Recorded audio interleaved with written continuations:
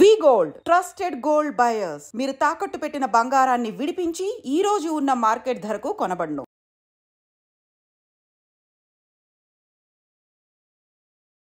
మహిళలు అనుకోండి, చిన్నారులు అనుకోండి, అసలు వీళ్ళ మీద అఘాయిత్యాలు ఆగడం లేదు. ఎందుకంటే రోజుకో కేస్ ఆర్ పూటకో కేసు లాగా పరిస్థితి మారిపోయింది అనుకోవచ్చు. అది పల్లెటూరా పట్నమా అనే తేడా కూడా ఏమాత్రం కూడా ఉండట్లేదు. ఏకంగా హైదరాబాద్లో దట్టు ఎంఎంటీఎస్ ట్రైన్లోనే ఒక యువతి మీద అఘాయిత్యానికి పాల్పడడం జరిగింది. దట్టు ఆమె ఈ లేడీస్కి సంబంధించిన కోచ్, స్పెషల్ కోచ్ ఏదైతే ఉంటుందో అందులో ఆ మహిళలకు సంబంధించిన కోచ్లో ప్రయాణిస్తున్నటువంటి ఆమెపైనే ఈ అఘాయిత్యానికి పాల్పడిన పరిస్థితి అయితే కనిపిస్తోంది. యాక్చువల్లీ నిన్న రాత్రి జరిగింది. ఆమె మేడ్చల్లో నివాసం ఉంటుంది. అట్లాగే ఆమె సెల్ ఫోన్ పాడైపోయింది అని చెప్పేసి సికింద్రాబాద్ వరకు ఎంఎంటీఎస్ ట్రైన్లోనే వచ్చింది.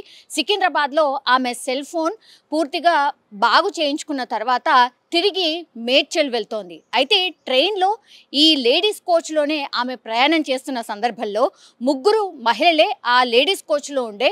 అల్వాల్ ప్రాంతంలో ఇద్దరు మహిళలు అక్కడ దిగిపోయారు. ఈమె ఒక్క ఆమెనే మేడ్చల్ వరకు ప్రయాణించాల్సి ఉండింది. అయితే ఎప్పుడైతే ఈ కోంపల్లి వరకు ట్రైన్ వెళ్ళిందో ఆల్ ఆఫ్ సడన్గా ఒక స్టాప్ దగ్గర, అంటే అల్వాల్ దగ్గర ఒక యువకుడు ఆ కోచ్లోకి ప్రవేశించడం, ఆ తర్వాత ఆ మహిళతోని అసభ్యంగా ప్రవర్తించడమే కాదు, ఆ తర్వాత అతను పూర్తిగా ఆమె పైన అత్యాచారానికి ప్రయత్నం చేయడంతో ఆమె కదులుతున్నటువంటి ట్రైన్ నుంచి బయటికి దూకేసింది. దీంతో ఆమెకు తీవ్ర గాయాలైనటువంటి పరిస్థితి అయితే కనిపిస్తోంది. సో ఇంత దారుణంగా మారిపోయింది. బస్సులా, ట్రైన్లా, లేకపోతే నడుచుకుంటూ వెళ్ళే వాళ్ళ, అసలు ఏమాత్రం కూడా తేడా లేకుండా ఎక్కడ పడితే అక్కడ ఇట్లాంటి కామాంధులైతే రెచ్చిపోతున్న పరిస్థితి మనకైతే కనిపిస్తోంది. ఎన్ని చట్టాలున్నా, ఎన్ని కేసులు నమోదవుతున్నా సరే, నిర్భయ లాంటి కేసెస్ నమోదవుతున్నా సరే, పోక్సో లాంటి కేసెస్ ఎన్ని నమోదవుతున్నా సరే వీళ్ళకి ఏమాత్రం భయం లేకుండా పోతోంది అనుకోవచ్చు. ఎందుకంటే ఎంఎంటీఎస్ ట్రైన్లో దట్టు రాత్ర పగల, ఎందుకంటే సిటీలో మనం చూడొచ్చు చాలా వరకైతే రద్దీగానే ఉంటాయి. ఎందుకంటే ఈ ట్రైన్స్ అన్నీ కూడా లోకల్ ట్రైన్స్, అది కూడా అఫోర్డబుల్ ప్రైజెస్లో, అంటే టికెట్ రేట్లు కూడా కొంచెం తక్కువగా ఉంటాయి. అట్లాగే ఫాస్ట్గా ట్రాఫిక్లో చిక్కుకోకుండా వెళ్ళిపోతాం అన్నటువంటి ఆలోచనతోనే ఈ ట్రైన్స్ని చాలామంది ఆశ్రయిస్తూ ఉంటారు. డైలీ వారి పనుల్లో భాగంగా ఈ ట్రైన్లో ఎక్కుతూ ఉంటారు.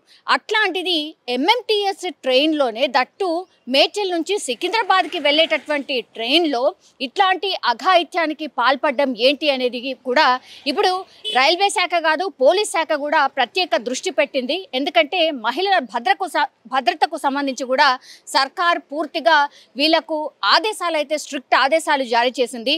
అండ్ సీసీ ఫుటేజ్ ఎక్కడైతే ఈ ట్రైన్ దిగేటప్పుడు కానీ ఎక్కేటప్పుడు కానీ మరి సస్పీషియస్ పర్సన్ ఎవరైతే ఆ కోచ్లోకి ఎక్కాడో అతని కోసం ఇప్పుడు పూర్తిగా పోలీసులు బృందాలుగా ఏర్పడి ఇతని కోసం గాలిస్తున్న సిచ్యువేషన్ అయితే కనిపిస్తోంది.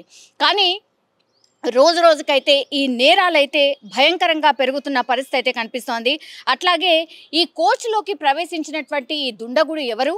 మరి మద్యం మత్తులో ఉన్నాడా, లేకపోతే ఈ గాంజా బ్యాచ్ చాలా పెద్ద ఎత్తున ఈ మధ్య కాలంలో పెరిగిపోయిన పరిస్థితుల్లో గాంజా ఏమన్నా తీసుకున్నాడా? అసలు ఈ వ్యక్తి ఎవరు? అఘాయిత్యానికి పాల్పడడానికి కారణం ఏంటి? ఈ యువతితోని ఏమైనా పరిచయం ఉందా గతంలోనే?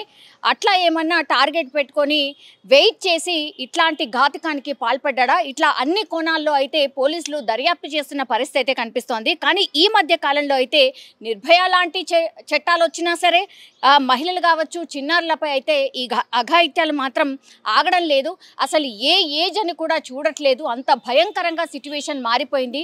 కామాంధులు చాలా చాలా పెరిగిపోయిన పరిస్థితి అయితే కనిపిస్తోంది.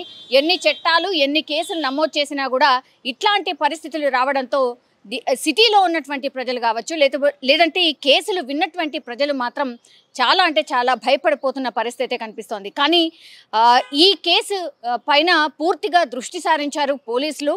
కఠినంగా శిక్షించబోతున్నాము అన్నటువంటి మాట కూడా చెప్తున్నారు. ఇప్పుడు ఎవరైతే ఈ అమ్మాయి పైన అఘాయిత్యానికి పాల్పడబోతుంటే ఆమె రన్నింగ్ ట్రైన్ నుంచి దూకేసిన పరిస్థితి ఉంది కాబట్టి సో ఆమెని గాంధీ హాస్పిటల్కి తరలించారు. కొంత గాయాలు ఎక్కువగా ఉన్నట్టుగా చెప్తున్నారు. ఆమెకైతే ప్రస్తుతం ట్రీట్మెంట్ అయితే నడుస్తున్నట్టు పోలీసులు అయితే చెప్తున్న సిచ్యువేషన్ అయితే కనిపిస్తోంది. అట్లాగే అట్లాగే ఈ యువకుడు ఎవరు, మరి ఏంటి అనేది కూడా పూర్తిగా అమ్మాయి దగ్గర నుంచి ఆధారాలు సేకరించే అవకాశం ఉంటుంది. అట్లాగే ఒకవేళ అన్నోన్ పర్సన్ అయితే ఆ యువకుడు ఎవరైతే ఉన్నారో అతను ఎవరో తెలియకపోతే మాత్రం ఒక స్కెచ్ అంటే ఆనవాళ్ళ ద్వారా ఈ కేసుని టేకప్ చేసే అవకాశాలు కూడా కనిపిస్తున్నాయి.